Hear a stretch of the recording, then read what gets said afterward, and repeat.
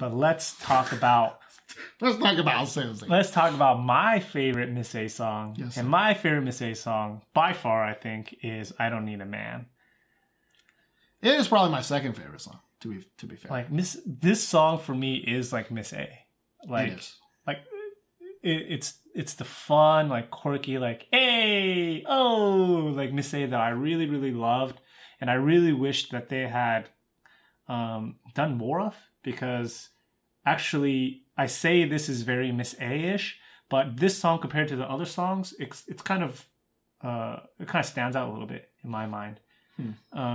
I mean, I think it's a very similar vein to Breathe and Bad Girl, Good Girl. Maybe. I think the music video is way better. But I also think that's also like, you know, in the 2 years since those videos came out, like people discovered like, you know, better cameras and stuff. Like in my mind, like this song is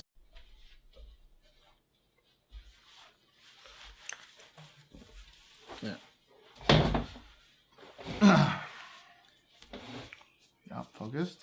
Yes. So I'll start with, now we're going to talk about my favorite Miss A song. Yes, sir. Okay. So now we're going to talk about my favorite Miss A song, and that's "I Don't Need a Man." And this song for me is my favorite song by far. It is my second favorite song. Yeah. I really do enjoy it. So this song, I think, compared to the other songs is a little bit different, but this for me is very Miss A. That might be like contradictory, but I think this song sounds a little bit more like hip hoppy, and like it's a little bit less dancey and like electronic than the other songs, but it's got all the Miss A flavor in it. Yeah, I think I kind of get what you're saying. Like, I think it definitely is on the same path as Good Girl, Bad Girl, and Breathe, but they like kind of refined it into a more like modern day, a different kind of sound. style. Yeah, it's Miss A, but a different style. Yeah. Is what I would describe it as. And like this song for me, the music video was also really good. Like if I had to remember any music video of Miss A, this music video I definitely remember the most. And it's not creepy. That's one Important part. Yeah, and for me, I think all the members in this music video, I think they finally figured out how to make almost all of them like really ridiculously good looking for me. Because when I watched this video, I was just like, man, she's good looking. Yeah, she's good looking. Yeah, she's good looking. She all right. Yeah, she's good looking. You know? Who's that? Yeah, all right. I'm not gonna say. Yeah. Yeah, so, you know, like Min is really attractive in this, but I don't think they really changed too much for her. But the person that did really change, I think, is Suzy. Yes. And I hate to keep talking about Suzy. We keep talking about Suzy and Suzy and Suzy, but you can't talk about Miss A without talking about Suzy. Again, our experience. Yeah. Right? You can't talk about our experience with Miss A without talking about Suzy. And in this is when like everybody was like, oh yeah, she pretty. Yeah. She real pretty. She found her style, and she's looked the same ever since, pretty much. And surprisingly, it's plain. Yeah. It's normal. I mean, normal it's what we call normal. I'm sure she's still wearing maybe 17 pounds of makeup. I don't truly know. But it's a more natural kind of makeup look, right? Yeah. And man, this song is good. Yeah. I don't have anything that's bad to say about this song. All right, I'm good at bad things. No, Okay. Actually, I was gonna say like the music video. I think all these music videos, at least prior to "I Don't Need a Man," they do a really good job of keeping the camera time relatively even. Yeah. I will say that. Like it gets kind of very Suzy centric later on. Yeah. But you know, I think everybody has their distinct part. I mean, it helps there's only 4 members, right? Yeah. So you can, I think it's easier to give them even, things. You know, it's not like you're Sohyun or actually, I also think Eunji does A-Pink does a good job of not super focusing on Eunji. Yeah. But yeah, I thought that was a good thing because I was really like, oh man, like Gia gets a lot of camera time, and Faye gets a lot of camera time, and Min gets a lot of camera time, and while in our hearts we're like, Suzy, come back, Suzy, come back. I was happy to see that. Yeah.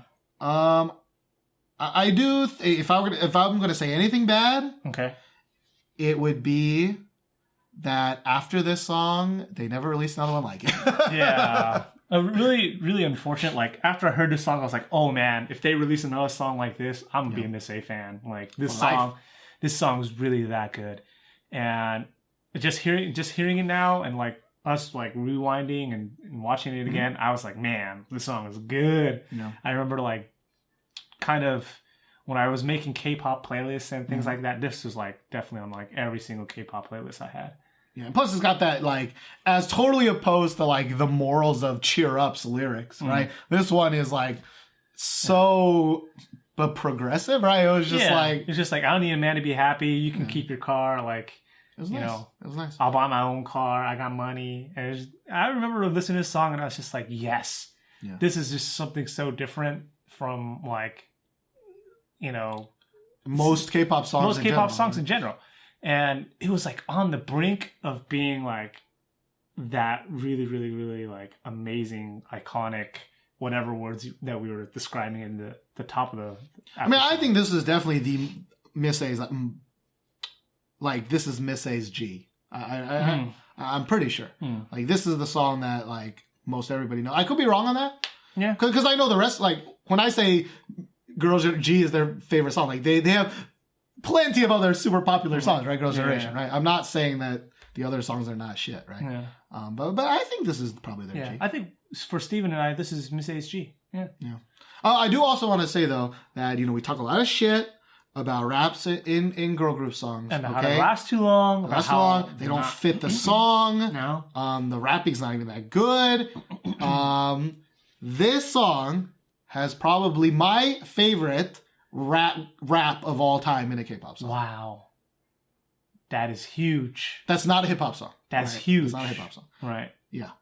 It's so good. Like, it comes out at the very end of the song, and, like, I was like, oh, right, there's a rap here. Yeah, and like, it's long. It's long. Rap. Two people rap. Back to back. It's as long as fucking G-Min's and Good Luck, right? Yeah. Which is the fucking polar opposite, because that one goes on for way fucking too long. And it's not good. Not good. Doesn't really match the song super well. No. But this one, it's like how we always say, like, you gotta rap towards the song, right? You rap towards the song.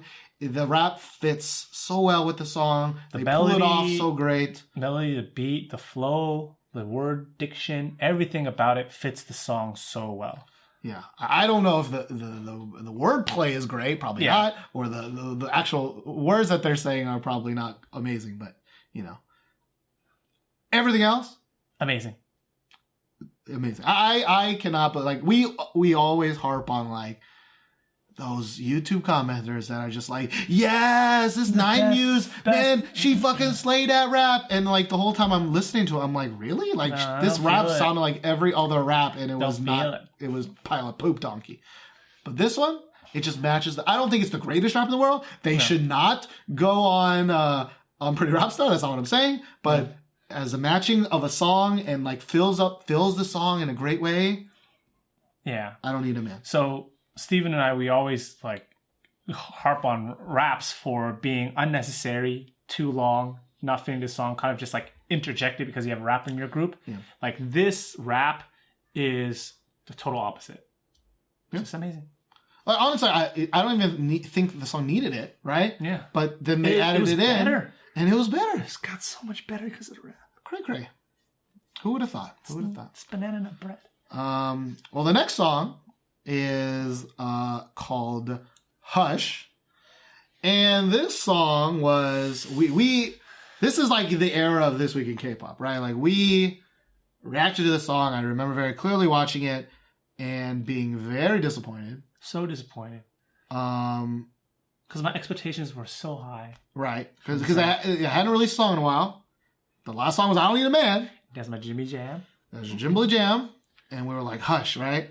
And while I Don't Need a Man is like on the same path as Good Girl, Bad Girl, Breathe, Hush is on the same path as Touch.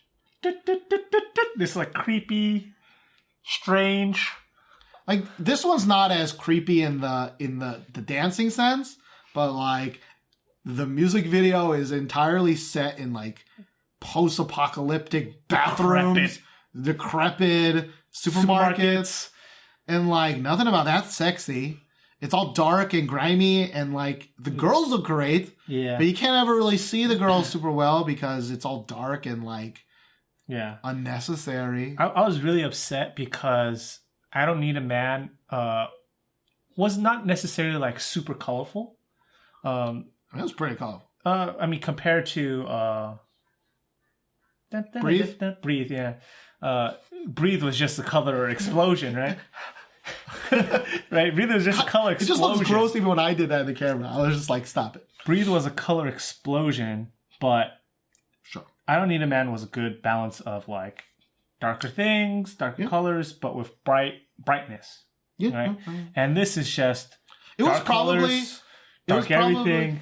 It was probably the most Digipedi video pre-Digipedi I've ever seen. I Don't Need a Man. Yeah, I don't need Yeah, that. I agree. Like there was a lot of cool things like showing like weird pictures of like handbags and this and like just random things to make it a little bit more interesting and like a nice stark color scheme.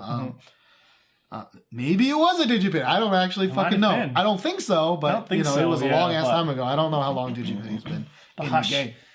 But I do have to say this about Hush. Once again, the choreography is something like I've never seen before. They used those kind of like bars and did that like weird dancing. The sexy dancing. Yeah, I've never seen that before. Right? That's something that In K-pop. in K-pop, right? Like off the top of my head, like there are some that I remember, but those are even kind of in their own class of like, oh, I remember them using like those props, like Shiny and Dream Girl. Sistar was rubbing their butts on desks. Yeah, and bench. things like, right? The bench. Like things like that. But like this song was definitely like really strange in that they had like this set when they performed it on Right, it's like music shows. the new 17 song. They bring out that couch and they effectively just do a musical number, right? Yeah. It's not even a dance routine, right? It's just a musical number. I remember watching it. I was just like, huh, interesting. Yeah. Yeah, not good. Not I mean, bad. too bad we can't really see it because it's fucking dark as shit. Yeah, oh my god. But you know, that's all the video. I think the song is way better to me than Touch, right? Touch is my least favorite song by far.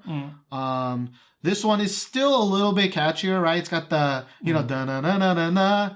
Yeah. And I really think that really holds the verse to not being totally boring as shit. It chops it up kind of nicely. Yeah.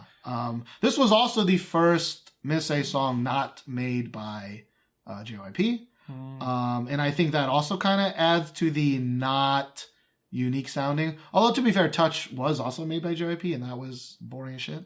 Like Hush, I remember the thing that I liked the most about the song was the build up. It's like, because the verse was kind of just whatever, but it's just like they got the acoustic guitar like like I was really down and feeling that, and I remember just kind of being into just that part. Not a really huge fan of the song. I don't remember what I said in the reaction, because reactions are kind of like just on the spot. I was gonna watch it again, but it was too cringy. It's just too cringy. We just couldn't do it. But I would say though that despite, of course, again, like the ubiquity of Miss A is that, like, despite not really enjoying the song, like, I still heard it a billion fucking times. Still pretty good song, too. Still like, am like, okay, you know, I'm not gonna turn, you know, switch the channel. Yeah. Right. Like, that's like, we, you know, except for Touch. Touch is the only song that I would do that. And it's huge when you think about Steven and I, how many K-pop songs that we listen to, and how many songs are so forgettable that, like, even these songs by a group that releases essentially, you know, one song a year, we still remember how each and every song sounds, and we can sing it back to back, like right now. Because usually Steven and I did just listen to them all that. But no, but you and I, we have this problem where we listen to a song and we can only remember that song, even though we talk about the whole thing. Like we have that problem every time when we do podcasts. But to be fair, like, most of those we've only heard like 5 times in our lives. It's true. And we've heard some of these like 1,000 times. It's true. But I will say that, like, when we did the 21 retrospective, much harder than this. Much harder. And the number of songs, we actually didn't go song by song in the 21 one, so it's a little apples and oranges.